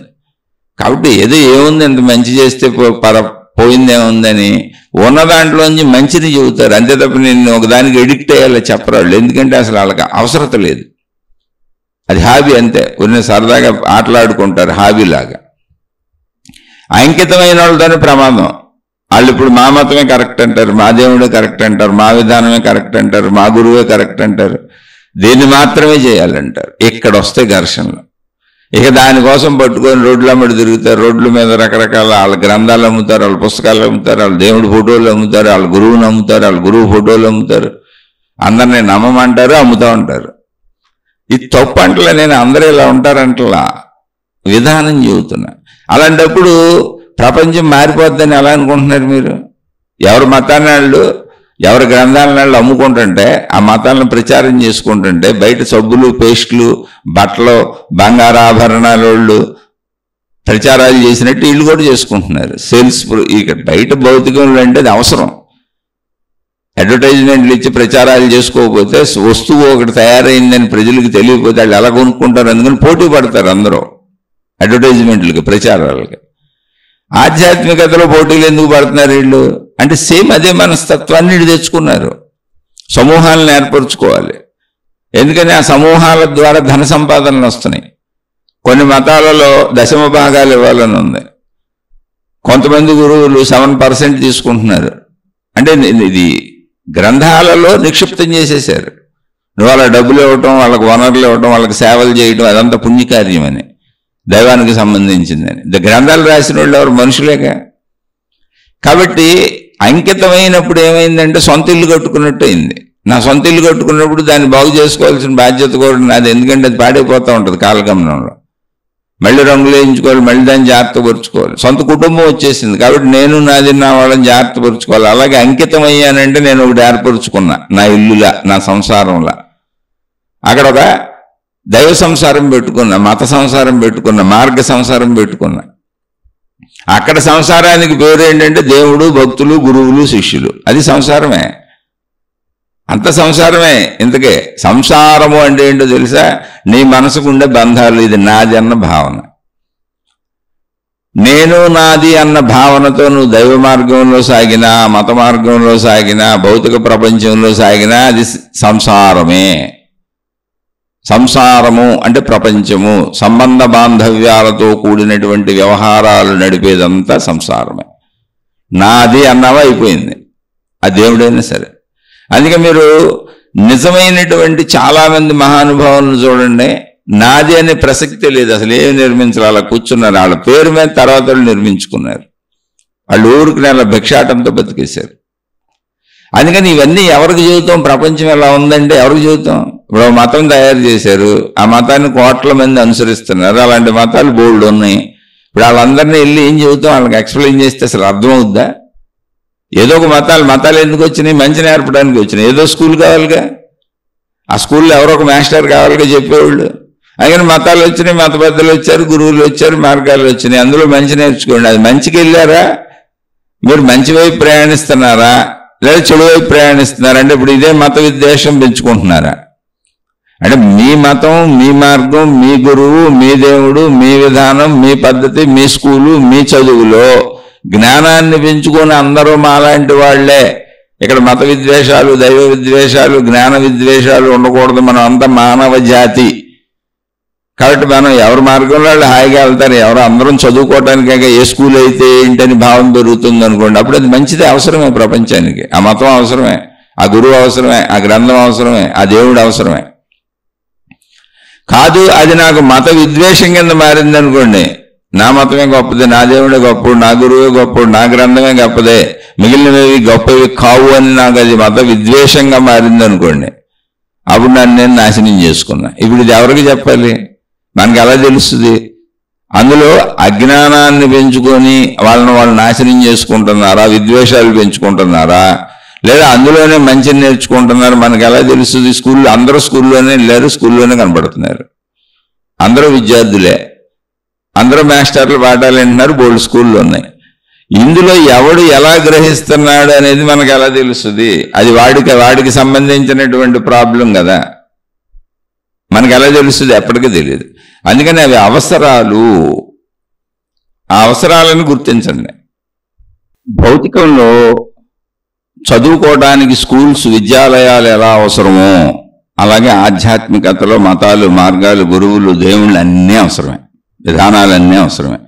అయితే మనం నాశనం చేసుకుంటున్నామా, విద్వేషాలు పెంచుకుంటున్నామా, లేదా ఐక్యతలు కలిగించుకుంటున్నామా, జ్ఞానం పెంచుకుంటున్నామా అనేది వ్యక్తిగతంగా ఆ వ్యక్తికి మాత్రమే తెలుస్తుంది, ఇంకెవరికి తెలియదు. అందుకని ఆధ్యాత్మికత, వ్యక్తిగత చదువు బయటికి చూడబాకండి, బయట ప్రపంచాన్ని చూడబాకండి.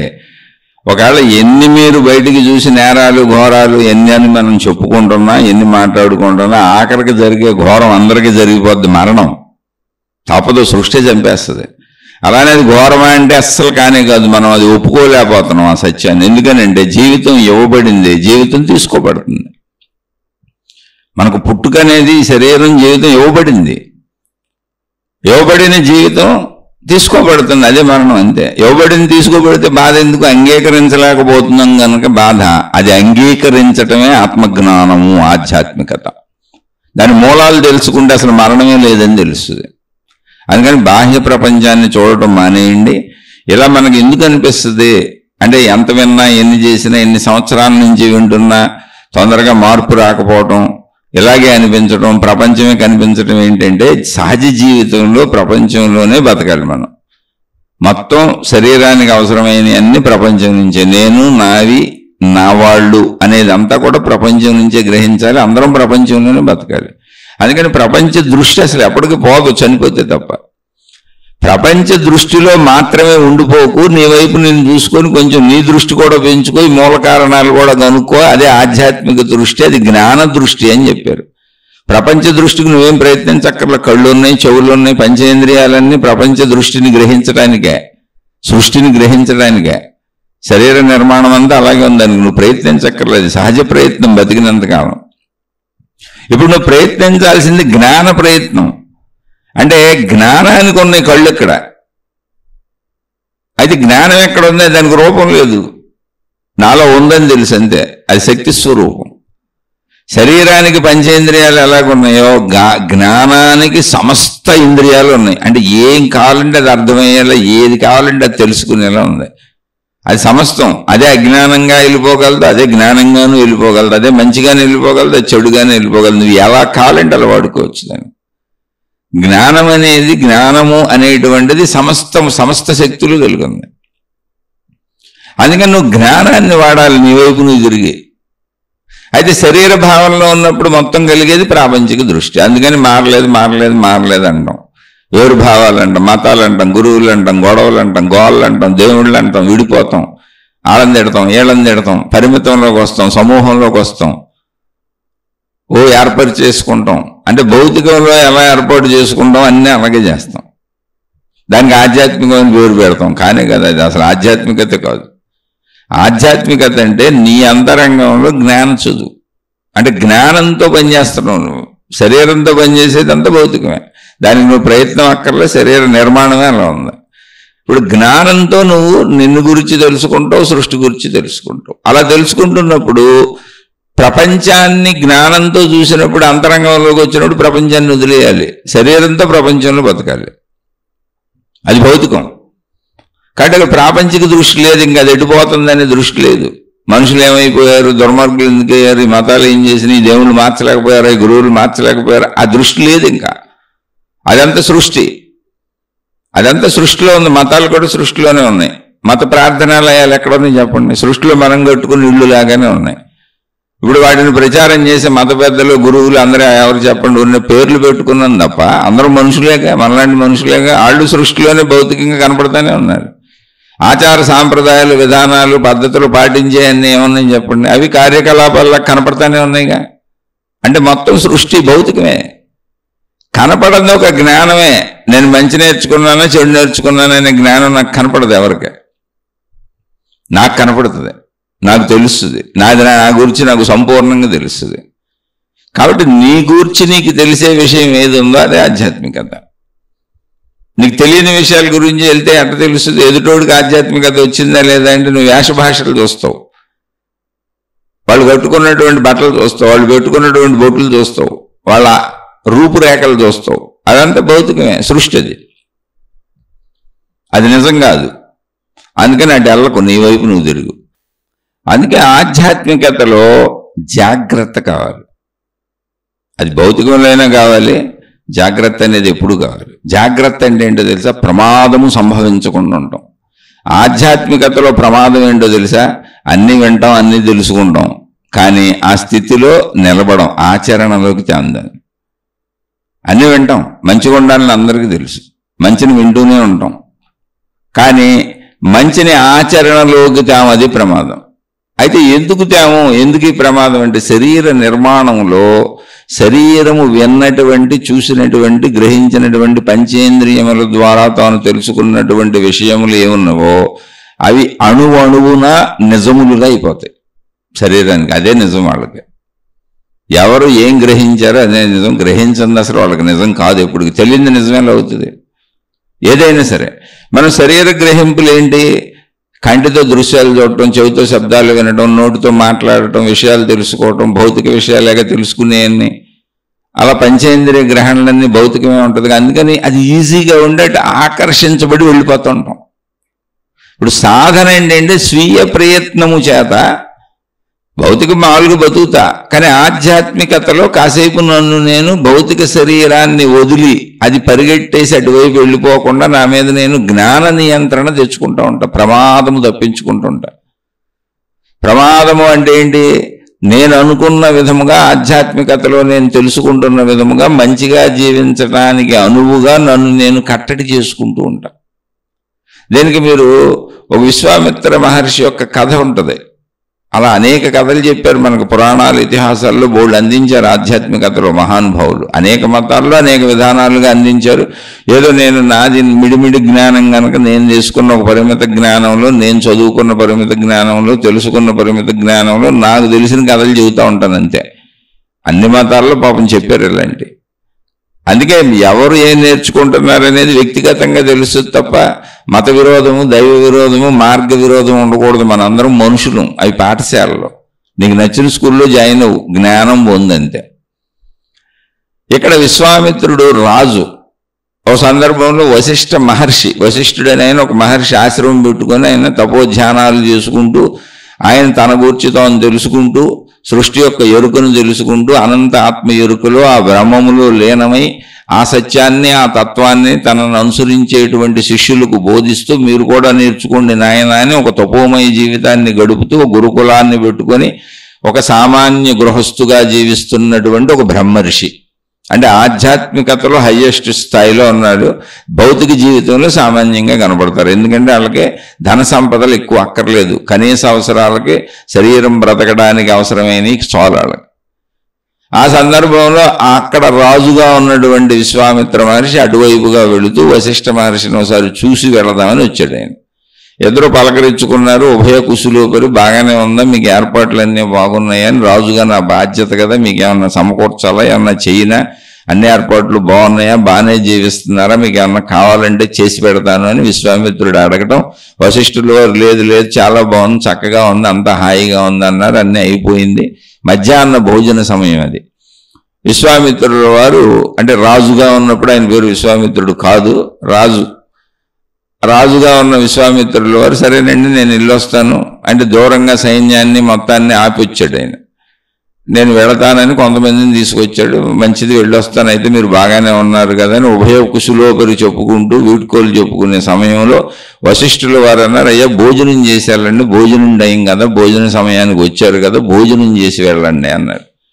అప్పుడు విశ్వామిత్రుల వారు అన్నారు, అయ్యా భోజనం చేయాలంటే నేను ఒక్కడనే కాదు, నా పరివారం ఉంది, ఆ పరివారంలో మళ్ళీ అశ్వాలు, ఏనుగులు రకరకాలు ఉన్నాయి, వేల మంది సైనికులు ఉన్నారు, ఇంతమందికి మీరు ఒక సాధువు చిన్న ఇంట్లో ఉంటారు, మీరు ఎలా భోజనం పెట్టగలరు, వద్దులేండి నేను అక్కడికి వెళ్ళి మా వాళ్ళతో పాటు చేస్తాను, మేము అన్ని ఏర్పాట్లు చేసుకొచ్చాము అన్నాడు.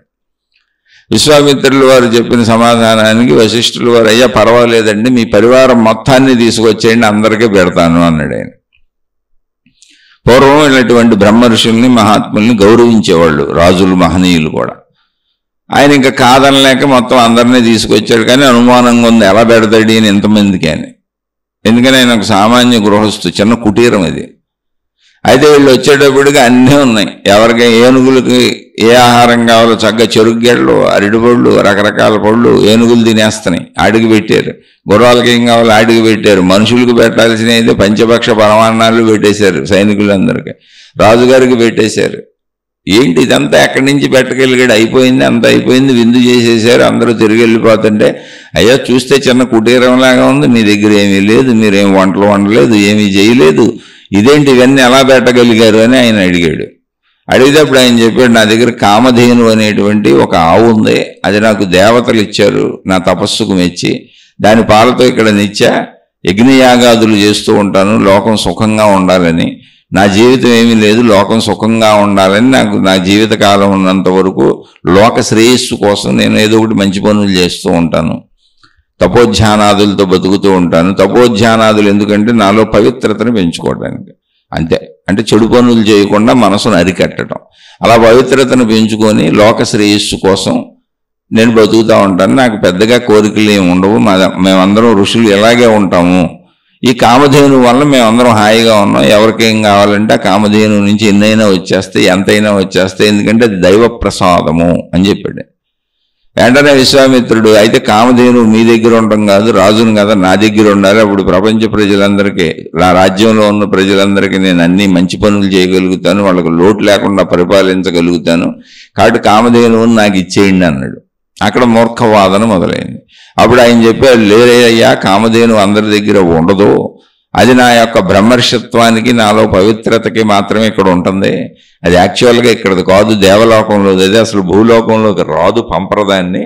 అయితే మా పరిసర ప్రాంతంలో దైవత్వంతో నిండిపోయినాయి కనుక ఆ దైవత్వంతో నిండిపోయినటువంటి చోట మాత్రమే అది ఉంటుంది కనుక ఆ దేవతలు దాన్ని నాకు బహుమతిగా ఇచ్చారు, అది కూడా లోక శ్రేయస్సు కోసం నేను చేస్తూ ఉంటాను కనుక అందువలన అది మీకు ఇవ్వటం కుదరదు అన్నాడు ఆయన. నేను రాజుని ఇవ్వకపోతే అలాగే నేను లాక్కుపోతాను బలవంతంగాని, భటుల్ని పిలిచి లాక్కురండి అన్నాడు.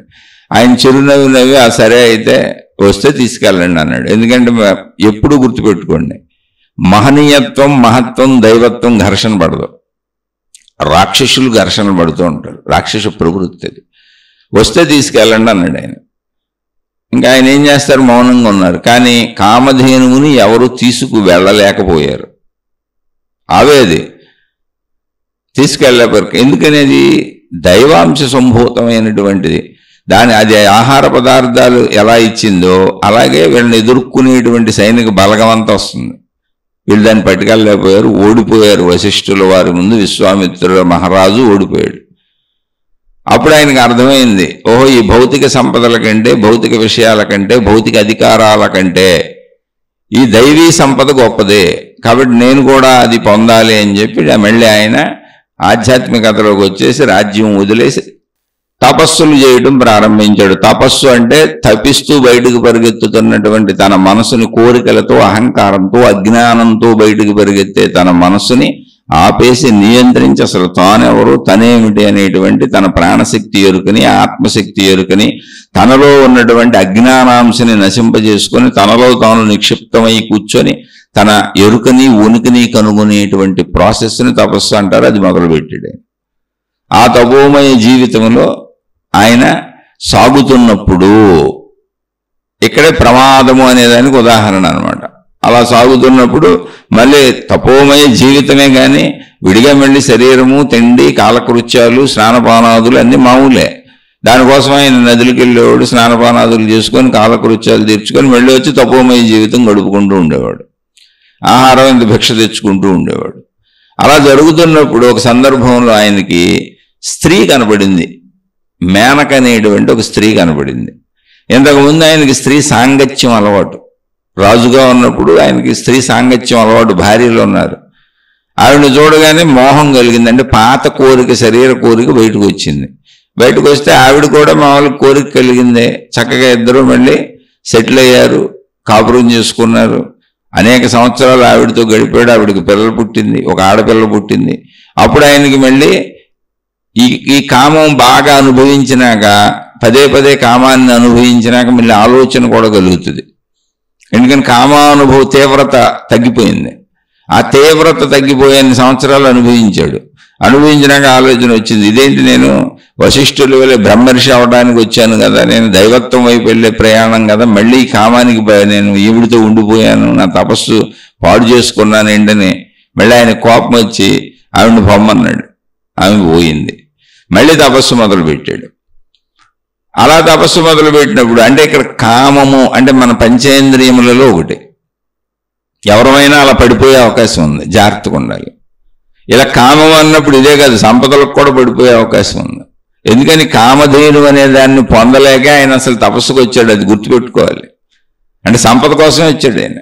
భౌతిక సంపదలు నేనేదో అనుకుంటున్నాను, కష్టపడి సంపాదించుకోవాలి, ఇక్కడ ఉచితంగా పడిపోతుంది దైవత్వంలో అని. ఆ కామధేను ఉండే చాలని. సంపదల కోసమే వచ్చాడు. కామం అంటే కోరికలన్నీ. ఇలా కోరికలనే ప్రమాదాలు మనని దిగజార్చి కింద పడేస్తూ ఉంటాయి. అందుకని మన కింద పడేయకుండా చూసుకోవాలి.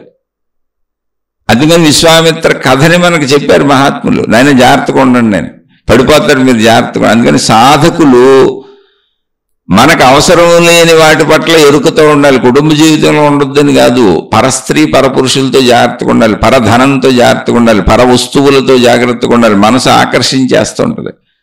ఎందుకనే అలా శరీరానికి ఆకర్షణ అనేది ఇంద్రియముల ద్వారా ప్రపంచంలోకి వెళ్ళడం అనేది పెట్టబడింది. దాన్ని ఇప్పుడు నువ్వు జ్ఞానంతో నియంత్రిస్తున్నావు. ఇది జ్ఞాన చదువు.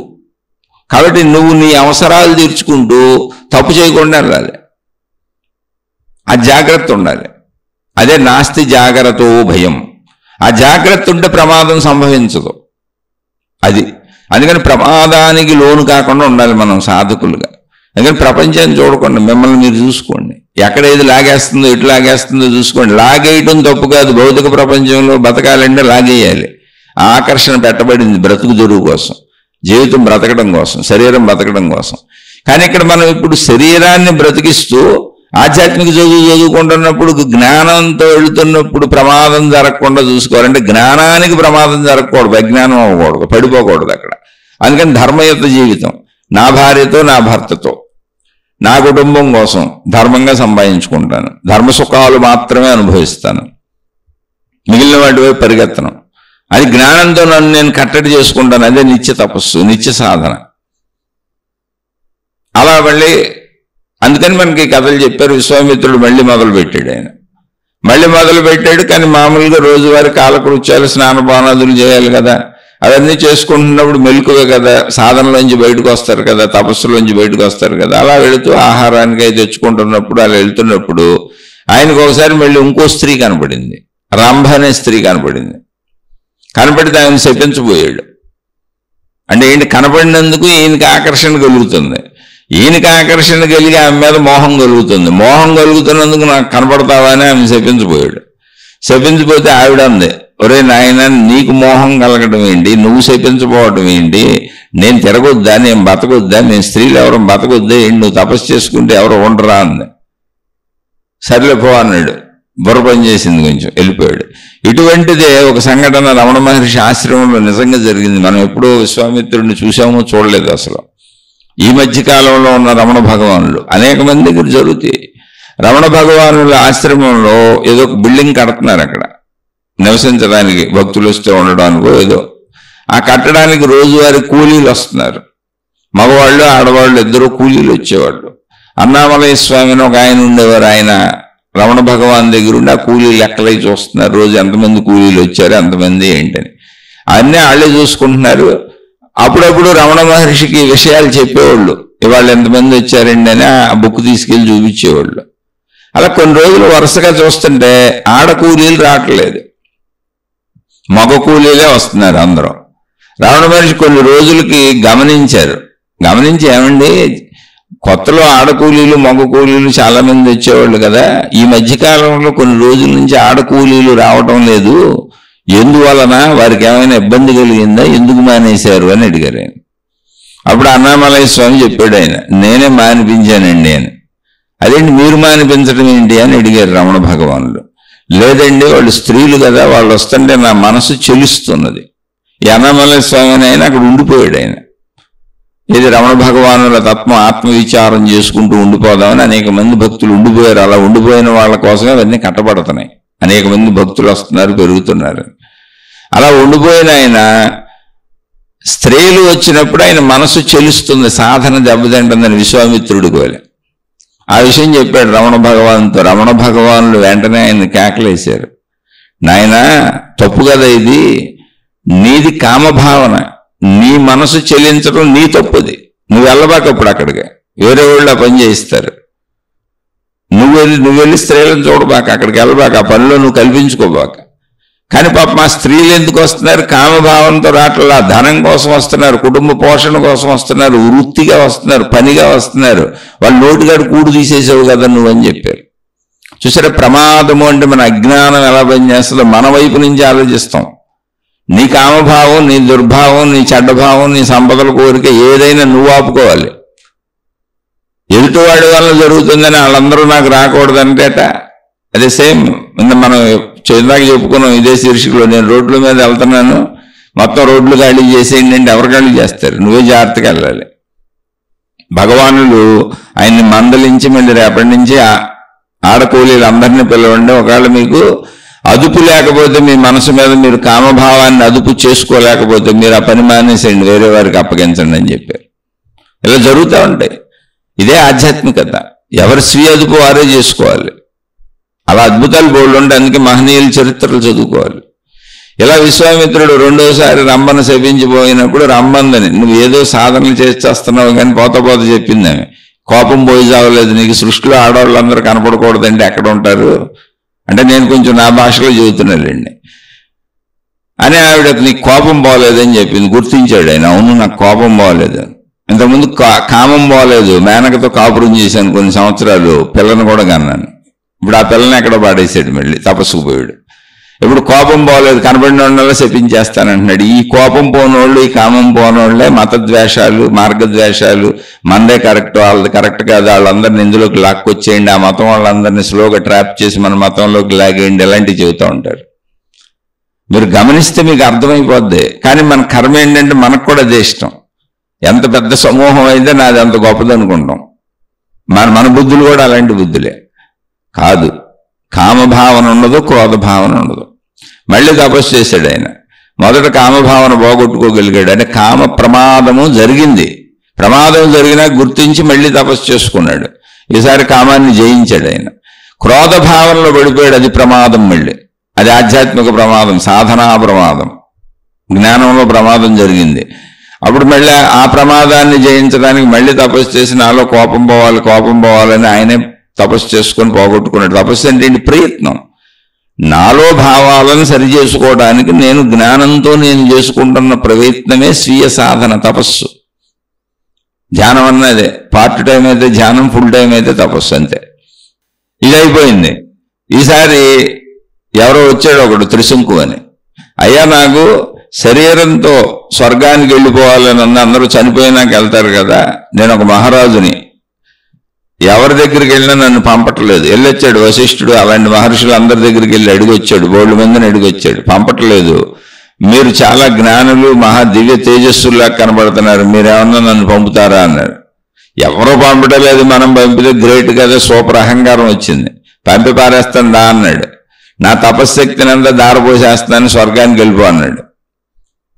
శరీరంతో చనిపోకుండా ఆయన రయ్యమని ఆకాశంలోకి రాకెట్ వెళ్ళినట్టు వెళ్ళిపోతున్నాడు. అంటే ఈ కథలు మనకు అందించింది ఎందుకంటే మనలో అంతరంగ మార్పు కోసం. మహిమలు మాయలు అద్భుతాలు ఉండవు, సినిమాటిక్ విధానంలో మనకు చెప్పారు. అంతే. ఇప్పుడు కూడా మనం సినిమాలను చూస్తాం, టీవీ సీరియల్స్ చూస్తాం, అలాగే మనకు చెప్పారు. అంతే.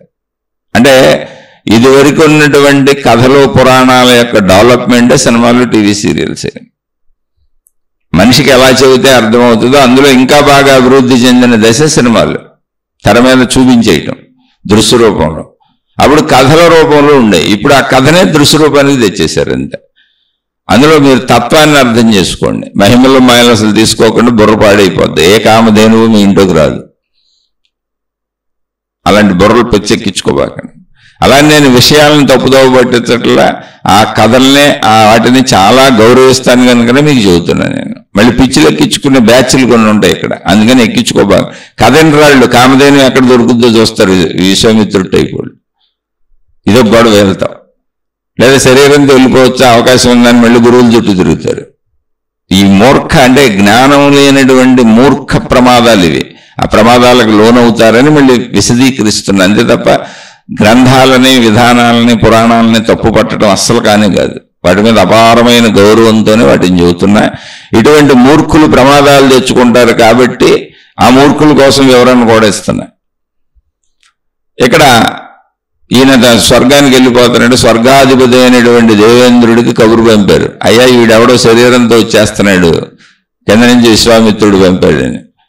వెంటనే ఆయన అన్నాడు, అలా శరీరంతో ఎవడో వచ్చేదానికి లోపలికి పర్మిషన్ లేదు, విశ్వామిత్రుడు కాదు, ఎవరైనా సరే, ఎవరు పంపినా సరే తోసిపారేయండి కిందకి అన్నాడు. వాళ్ళు తోసేశారు. తిరిగి కిందకి శరీరంతో పడిపోతున్నాడు, మళ్ళీ రిటర్న్ డౌన్కి వచ్చేస్తున్నాడు. అక్కడి నుంచి అరిశాడు, విశ్వామిత్రుడు కూడా చూస్తున్నాడు వెళ్తున్నాడా వెళ్తలేదా అని. రిటర్న్ వచ్చేస్తాను చూశాడు, ఆయన అరిశాడు, అయ్యా నన్ను తోసేశారు, రానివ్వట్లేదు, శరీరంతో రాకూడదంట, మీరు పంపారు కదా అని. అప్పుడు ఆయన స్వర్గం లాంటి ఇంకో స్వర్గాన్ని ఆయనకి సృష్టించి ఇచ్చాడు. ఈయన తిరగేసి వస్తున్నాడు కిందకి, కాబట్టి తిరగేసి ఒక స్వర్గాన్ని ఆయనకి సృష్టించి ఇచ్చేసాడు అక్కడ. దాన్ని త్రిశంకు స్వర్గము అంటారు. అంటే రియల్ స్వర్గము కాదు, రియల్ భూమి కాదు, ఈ రెండింటికి మధ్యలో ఆడు ఎలాడుతున్నాడు, ఆడు ఒక్కడే ఉంటాడు ఆ స్వర్గంలో. నిజంగా మనం ఒక్కడగా ఉండే స్వర్గం ఏం చేసుకుంటాం? ఇప్పుడు ఆ త్రిశంకు అనేవాడు ఆ స్వర్గం మొత్తం యాజ్ ఇట్ ఈజ్ స్వర్గం సృష్టించాడు ఈయన, కానీ ఆడు ఒక్కడే ఉంటాడు. पण భూమి మీద ఉంటే కనీసం నలుగురు కనపడుదురు. ఒరిజినల్ స్వర్గానికి వెళ్తే పోయి నలుగురు ఉందురు. ఇప్పుడు ఎటు కాని స్వర్గం ఇది. స్వర్గం కాదంటే స్వర్గమే, ఉపయోగం ఉందంటే అసలు ఉపయోగం లేదు, నరకం, జైలు, ఒక్కడు కూడా ఉండడు అక్కడ.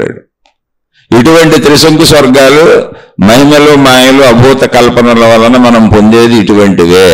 ఎవరైనా ఇలా విశ్వామిత్రుడిలాగా మేము అవి చేయగలం ఈ చేయగలం పొడిచేస్తామని ప్రకృతి విరుద్ధంగా మహిమలు మాయలు అద్భుతాలు సహజ జీవితానికి విరుద్ధమైనవి మేము చేస్తామని నమ్మించే వాళ్ళు అందరూ మన త్రిశంకు స్వర్గంలో పెడుతున్నారు. మనం కూడా త్రిశంకు స్వర్గాలకు వెళ్తున్నాం. అటువంటి ఆధ్యాత్మిక ప్రమాదాలకి జ్ఞాన ప్రమాదాలకి లోనవ్వకండి, అది ప్రమాదం. అందుకని ఉదాహరణలు ఇచ్చారు, ఇలా ఎన్నో ఉన్నాయి. అందుకని ఇదంతా ఏంటంటే జ్ఞానం. మనం రోజు మంచి వింటాం, మంచి తెలుసుకుంటాం, మహాత్ములను అనుసరిస్తాం, మతాలు అనుసరిస్తాం, గ్రంథాలు చదువుతాం, ఉపన్యాసాలు వింటాం, కానీ ఆ తత్వంలో నిలబడకుండా జారిపోతూ ఉంటాం. ఆ ఆధ్యాత్మిక తత్వంలో నిలబడకుండా జారిపోతూ ఉంటాం. అలా జారిపోకుండా ఉండటానికి ఆల్రెడీ మహాత్ములు చెప్పారు, ఈ హెచ్చరికలన్నీ చేశారు, ఎన్నో మనకు బోధించారు. ఎన్నో బోధించటమే కాదు, అనేకం మనకు చెప్పారు. ఏమని చెప్పారు మహాత్ములంటే, తత్వాత్ అప్రచ్యుతో భవేత్, ఒక పదం చెప్పారు. తత్వాత్ అంటే తత్వము నుండి, అప్రచ్యుతో భవేత్ జారిపోకుండా పడిపోకుండా నిన్ను నువ్వు రక్షించుకో. తత్వం వింటం కాదు, తత్వం నుంచి జారిపోకుండా, తత్వాత్ తత్వము నుండి, అప్రచ్యుతో, అందులో చ్యుతో అనే పదం ఉంది. చ్యుతి అంటే నశింపు, చ్యుతి అంటే నశింపు, నాశనం అయిపోవటం, శిథిలమైపోవటం, పాడైపోవటం, ఇలా అన్ని మీనింగ్లు. అదే జారిపోవటం. తత్వం కాదు, ఇది జారిపోవటం లేదా పడిపోవటం. తత్వాన్ని ఆచరించకుండా అజ్ఞానంలో నిలకెళ్ళి. తత్వం అంటే ఏంటి? జ్ఞానము. ఆధ్యాత్మిక తత్వం అంటే జ్ఞానము. జ్ఞానం వింటున్నాం, జ్ఞానం తెలుసుకుంటున్నాం, మంచి తెలుసుకుంటున్నాం, కానీ మంచిలో నిలబడలేకపోతున్నాం, పడిపోతున్నాం. దానికి ఉదాహరణలు చెప్పుకున్నాం. అందుకని అందులో నుంచి పడిపోకుండా ఉండు, తత్వంలో పడిపోకుండా నిలబడు. నిలబడ్డ ఎవరి చేతిలో ఉంది? నీలోనే ఉంది. ఏంటి అది? తత్వాత్ అప్రచ్యుతో భవేత్. తత్వములో నుంచి, ఆధ్యాత్మిక తత్వంలో నుంచి, నువ్వున్న జ్ఞానంలో నుంచి, మంచిలోంచి పడిపోకుండా నిలబడవలసిన బాధ్యత నీదే. నిన్ను నువ్వు కాపాడుకో, చ్యుతి చెందబాక.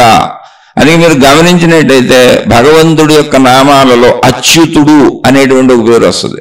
అంటే చ్యుతి లేనివాడు అచ్యుతుడు, పడిపోయినవాడు, నాశనము లేనివాడు, నశింపు లేనివాడు, శిథిలమవనవాడు, జారి పడిపోనివాడు, జ్ఞానములోనే నిలబడివాడు. ఇది భగవంతుడు కొన్న పేరులో అచ్యుత అంటారు. మనం అలా అచ్యుతులుగా భవేత్, రక్షించుకో, కాపాడుకోవు. అందుకని అచ్యుత లక్షణాన్ని మనం పెంపొందించుకోవాలి. చ్యుతి లక్షణమే ప్రమాదం. అందుకని ప్రమాదం వైపు సాగకుండా అచ్యుత లక్షణంతో మనం జీవించాలి. అందుకని విన్నవి జీవితంలో ఆచరిస్తున్నానా లేదా, అసలు జీవితము ఆచరించుట కొరకు. నువ్వు ప్రయత్నించకుండా ఉండటం కుదరదు, ఏదైతే అనుభవించకుండా ఉండటం కుదరదు. ఎవరి స్థాయిలో వాళ్ళు, ఈవెన్ మహాత్ములు, మహనీయులు, దైవాంశ సంభూతులు భూమి మీదకి వచ్చినా వాళ్ళు ఎంత భిక్షాటన చేసుకొని తినక తప్పదు, ఏదో ఒకటి కట్టుకోక తప్పదు, ఏదో కాలకృత్యాలు తీర్చుకునే ప్రదేశాలు తప్పదు, నిద్రపోక తప్పదు. మినిమం అవసరాలు శరీరానికి అందరికీ అవసరమే. ఆ అవసరాలు బాగా పెంచుకున్న వాళ్ళు మనం సామాన్య మానవులం. వాటిని బాగా తగ్గించుకున్నా కూడా కనీస అవసరాలతో బతక తప్పదు. అలాని శరీరం ఉన్నన్నాళ్ళు వాళ్ళకి అవన్నీ రోజు కావాల్సిందే. మహాత్ములకు కూడా, దైవావతారులకు కూడా. కానీ తప్పించుకోవడం కుదరదు. అందుకని జీవించటంలో నువ్వు పడిపోకుండా జీవించు. అప్రచ్యుతో భవేత్. తత్వాత్ అప్రచ్యుతో భవేత్ అంటే చ్యుతి చెందకుండా. తత్వం అంటే జ్ఞానము, ఆధ్యాత్మిక చదువు, ఆత్మజ్ఞాన చదువు తత్వం అంటే. తత్వము అనే పదంలో ఏముందో తెలుసా? తత్వం, అది నువ్వే. తత్వమసి అనే వాక్యం వినుంటారు మీరు. తత్వమసి ఏంటండి? తత్వం అసి, అది నీవే అయి ఉన్నావు. తత్వము అంటే ఏంటో తెలుసా? అది నీవే అని నీకు తెలియజేసేటువంటి జ్ఞానం ఏది ఉందో అది తత్వము. ఆ జ్ఞానాన్ని తెలుసుకుంటూ వెళుతున్న మార్గంలో శరీర భావనతో శరీరం చ్యుతి చెందిపోద్ది. చ్యుతి అంటే నశించిపోద్ది. శరీర భావనలో శరీరము నేననుకొని శరీర ఇంద్రియ కోరికల కోసం నువ్వు చ్యుతి వైపు వెళ్ళిపోకు, చ్యుతి చెందిపోకు, నశించిపోకు. నువ్వు అచ్యుతుడవు. నీలో ఉన్న ప్రాణశక్తి, ఆత్మశక్తి, విశ్వశక్తి, సృష్టి శక్తి, అదే దైవశక్తి ఒకటే. దాన్నే బ్రహ్మము అని పిలిచారు. అది నేనని తెలుసుకో. అది నేనని తెలుసుకోవడానికి నువ్వు ముందు శరీరంతో జీవించి, ఎలా జీవించాలి? తపోమయ జీవితం గడపాలి. అంటే నిన్ను నువ్వు ఇంద్రియాలు బాహ్యానికి లాక్కుపోతుంటే అరికట్టుకుంటూ నీ జ్ఞానంతో నువ్వే ధర్మయుతంగా జీవించాలి. నీ సంసార జీవితం, నీ కుటుంబ జీవితం అంత ధర్మంగా మంచిగా ఉండాలి. లేదు నిన్ను ఇంద్రియాలు లాక్కుపోయి అవసరాలు లగ్జరీల కింద వెళ్ళిపోయి లగ్జరీల కోసం, అవసరాల కోసం తప్పులు చేయడానికైనా నువ్వు సిద్ధపడిపోతే నువ్వు చ్యుతి చెందావు. తత్వాన్ని విన్నావు, జ్ఞానాన్ని విన్నావు, గురువుని అనుసరించావు, మతంలో నడిచావు, మార్గాన్ని అనుసరించావు, దైవాన్ని అనుసరిస్తున్నావు. నీ ఇంటి నిండా దేవుడి ఫోటోలు ఉన్నాయి, నీ ఒంటి నిండా పెట్టుకున్నావు. నిత్యం ఏదో దైవానికి సంబంధించిన కార్యాలు చేస్తూనే ఉన్నావు. ఏదో ఒక మతంలో సాగుతూనే ఉన్నావు, ఏదో ఒక మార్గంలో సాగుతూనే ఉన్నావు. కానీ అంతరంగంలో గుణమార్పు లేదు, చ్యుతి చెందుతూనే ఉన్నావు. శరీర భావనతో జీవిస్తున్నావు. చ్యుతి అంటే నశించిపోయేది, శరీరం నశించిపోయేది. అచ్యుతుడు అంటే నశించిన వాడు. ఈ శరీరంలోనే ఉండి నశించినటువంటి తత్వం ఏది ఉందంటే అది మన ప్రాణశక్తి, అది ఆనంద ఆత్మశక్తి, అది అచ్యుతం.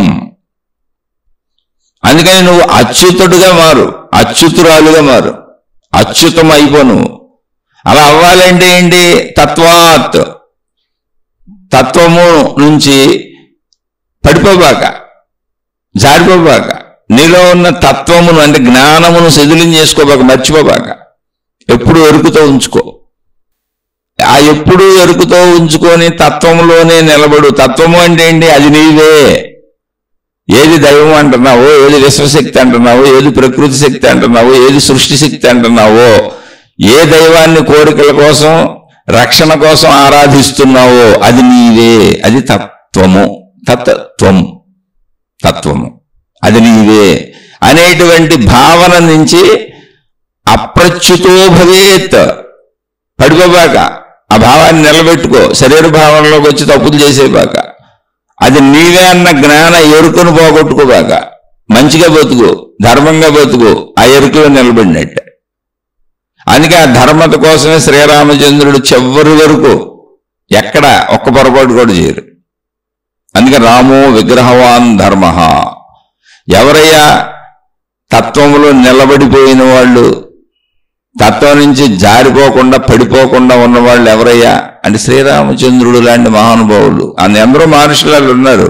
రామాయణం జీవిత గాథ కనుక దాన్ని ఉదహరించాను. ఈ తత్వం నుంచి పడిపోయిన వాళ్ళు ఎవరయ్యా? రావణాసురుడు, దుర్యోధనుడు. ఈ కథలన్నీ అయ్యాయి. పడిపోతూ ఉంటారు. విశ్వామిత్రుడు సాధక దశలో కూడా మనం పడిపోతుంటాం. ముందు సాధక దశలో మనం పడిపోకూడదు. వాళ్ళ స్టోరీలు ఊరికినే మన కోసమే.